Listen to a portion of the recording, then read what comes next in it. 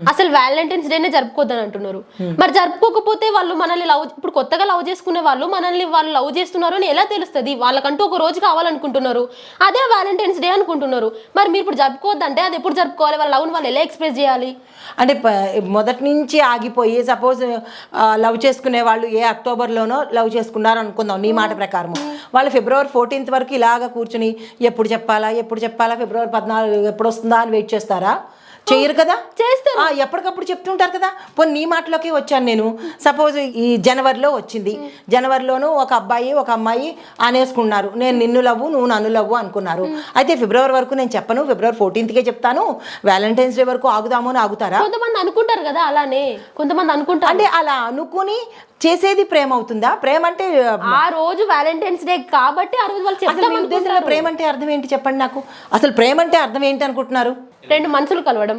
అయితే for example మీ మనసు మీ అక్క మనసు కలిసింది, కానీ ఇంట్లో వాళ్ళ మనసులు కలవ కాదు, బయట వాళ్ళ మనసే కలవడమా? అది వేరే ప్రేమ. వీళ్ళు మనతో జీవితాంతం ఉంటారు, వీళ్ళు ఉంటారు, కానీ వాళ్ళకి మనకంటూ ఒక తోడు కావాలి కదా. ఆ ప్రేమకి ఏమైనా నిజంగా అది ప్రేమ అని ఎలా తెలుస్తుంది? అది ప్రేమ అని మీకు ఎలా మనసులు కలవడం, ఎలా కలుస్తాయి?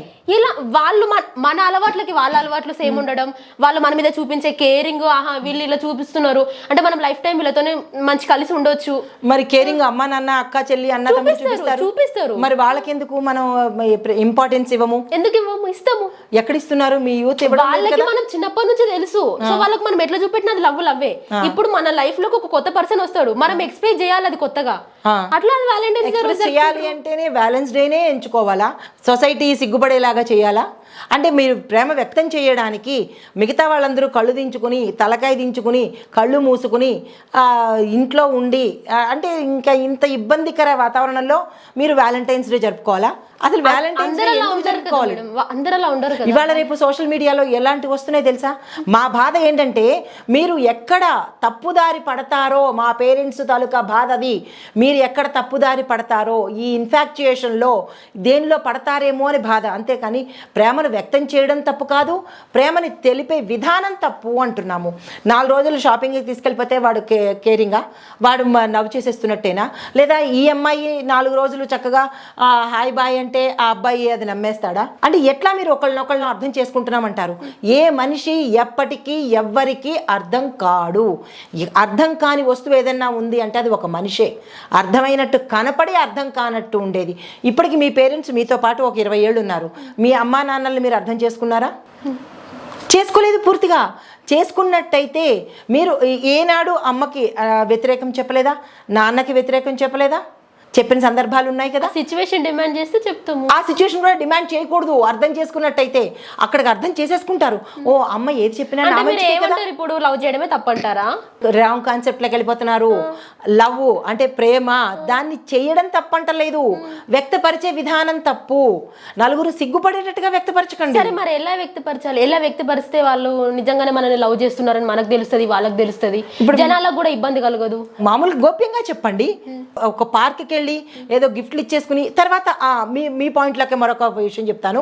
ఇద్దరు లవ్ విడిపోయారు, అప్పటి వరకు అర్థం చేసేసుకున్నాము, మనసులు కలిసిపోయినాయి, పాలు పెరుగులు అయిపోయినాయి అని అన్న వాళ్ళు ఒక్కసారి బ్రేకప్లు, ఈ టేకప్లు, ఈ లాకప్లు ఎందుకు వచ్చినాయి? బ్రేకప్లు అంటే ఎందుకు వచ్చినాయి? బ్రేకప్ డే కూడా సెలబ్రేట్ చేసుకుంటున్నారు. అది ఎంత సిగ్గుమాలినతనము! అంటే ఈ డేలన్నీ ఎందుకు వస్తున్నాయి? బ్రేకప్ డే సెలబ్రేషన్స్ ఏంటమ్మా? మరి లవ్ ఉన్నప్పుడు చచ్చే వరకు ఉండాలి కదా, లవ్ పెళ్లి చేసుకునే వరకు ఉండాలి కదా. మళ్ళీ దాన్ని బ్రేకప్ డే చేయడము, వీళ్ళని వదిలేసి ఇంకొకళ్ళని వెళ్ళడము, అంటే షాపింగ్లకి సినిమాలకి లవ్, తర్వాత బ్రేకప్లు చెప్పేసుకోవడం, నువ్వు నాకు నచ్చలేదు నేను నీకు నచ్చలేదు, ఇంతవరకు నచ్చిన వ్యక్తి ఎందుకు నచ్చకపోయాడు మరునాటికి? ఇదంతా పెద్దవాళ్ళు అంటే మా తరం వాళ్ళు పిల్లలు ఎక్కడ తప్పుటడుగు వేస్తారో అన్న బాధతోనూ భయంతోనూ మీ జనరేషన్కి చెప్తున్నాను. ప్రేమని అర్థం చేసుకోండి, దానికి ఇలాంటి సెలబ్రేషన్స్ అక్కర్లేదు. మరి బ్రేకప్ డే ఎందుకు పెట్టుకున్నారు? ఇంతవరకు ఉన్నారు, సార్ బ్రేకప్ అయిపోయింది వెళ్ళిపోతున్నారు. మరి ఇంతవరకు నా వస్తువులు నాకు ఇచ్చేయి.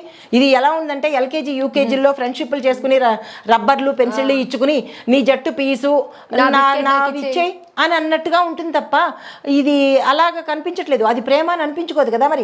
మరి మీరు అర్థం చేసుకున్న ప్రేమ ఏంటి? త్యాగం అనేది ప్రేమ. దేనికైనా సరే త్యాగం అనేది ఉండాలి.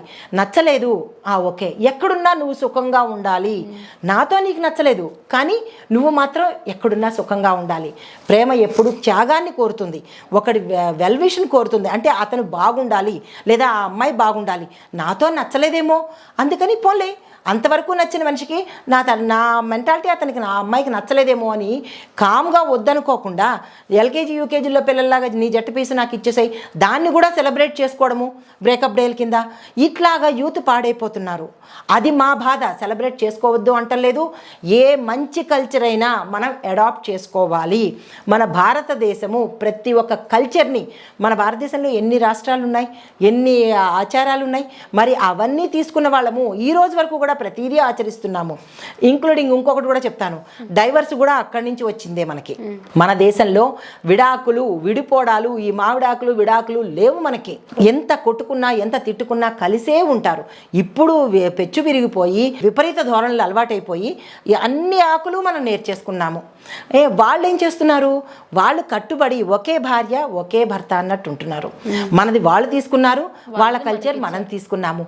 ప్రేమకు ఎప్పుడూ వ్యతిరేకం కాదు. ఆ వ్యక్తపరిచే విధానం తేడా ఉంది, దాన్ని పబ్లిసిటీ చేసే విధానం తేడా ఉంది. దీన్ని మీరు ఎక్కడ తప్పుదోవ పడతారో అలాంటి దానికోసం బాధపడుతున్నాము. ఈ యూత్ అంతా ఇంకొక విషయము, పెళ్ళిళ్ళు విముఖత చూపిస్తున్నారు. పెళ్ళిళ్ళు ఎందుకు విముఖత చూపిస్తున్నారమ్మా అంటే, పెళ్లి చేసుకుంటే అన్ని బంధాలు వస్తాయి, లేదంటే బర్డెన్స్ పెరుగుతాయి. పెళ్ళి ఈజ్ ఈక్వల్ టు బర్డెన్ రేంజ్కి వెళ్ళిపోయారు. కానీ పెళ్ళి ఈజ్ ఈక్వల్ టు రెస్పెక్ట్ అని మీరు అనుకోవట్లేదు. మాకు పెళ్ళొద్దు, మా స్థాయికి తగినవాడు కాదు, మా స్థాయికి లేదు వీళ్ళకి, నాకు హీరోల్లా లేడు అని ఆడపిల్లలు, నాకు హీరోయిన్లా లేదు అని మగపిల్లలు, ఇట్లాగ పెడదారి పట్టేసి వివాహ వ్యవస్థని మీరు తప్పుదోర పట్టిస్తున్నారు. వివాహ వ్యవస్థ లేకపోతే మనకి జనరేషన్ ఇది, మన భారతదేశం ఎక్కడికి వెళ్ళిపోతుంది?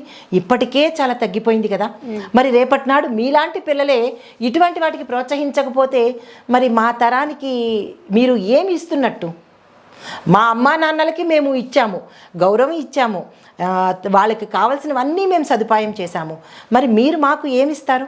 ఒకసారి ప్రశ్నించుకోండి. చెప్పిన దాన్ని బట్టి చూస్తే లవ్ చేసుకోవడం తప్పు కాదు, దాని తప్పుతో పట్టకుండా మంచి పద్ధతిలో దానికంటూ ఒక పద్ధతి, ఒక క్రమశిక్షణ అన్ని ఉంటాయి అని ఉండాలి అని నేను, ఇది నా తపన. అంటే వ్యాలంటైన్స్ డేనో లేకపోతే వ్యాలంటైనో ఇంకోడో అని కాదు. మీరు వ్యక్తపరుచుకునే వ్యక్తిని, మీరు సెలెక్ట్ చేసుకునే వ్యక్తి మంచివాడిని సెలెక్ట్ చేసుకోండి. నేను మీ యూత్ అందరికీ చెప్పేది, మంచివాడిని సెలెక్ట్ చేసుకోండి. మిమ్మల్ని అర్థం చేసుకున్న వాడిని సెలెక్ట్ చేసుకోండి.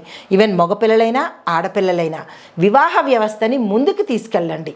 వివాహ వ్యవస్థ కనుక నాశనం అయిపోయిందంటే మనకి పెట్లల్లోనూ దొరుకుతున్నారు పిల్లలు, అంగట్లోనూ కూరగాయలు దొరికినట్టు దొరుకుతున్నారు. అది కాదు, అమ్మతనము నాన్నతనాన్ని అనుభవించడంలోనే ఉంటుంది. అది సొసైటీలో మర్యాద, గౌరవం. రేపటి నాడు మాకు పెళ్ళిళ్ళు వద్దు అంటారు, మీ తల్లిదండ్రులు ఉండరు, మీతో పాటు మీ అక్క చెల్లెళ్ళు ఉండరు. రేపటి నాడు మిమ్మల్ని ఎవరు చూసుకుంటారు? మిమ్మల్ని చూసేవాళ్ళు ఎవరు ఉండరు కదా. ఆ చూసేవాళ్లే కుటుంబంలో ఉండే పిల్లలు, పెదనాన్న, నాన్నమ్మ, తాతయ్య, అత్తలు, మేనమామలు, వీళ్ళు కూడా మీకు కావాలి. మా తరంలో మేము ఇవన్నీ అనుభవించాము, మీ తరంలో కూడా ఇట్లాంటి తీపిదనాన్ని అనుభవించాలనే వివాహ వ్యవస్థ కోరుకునేది.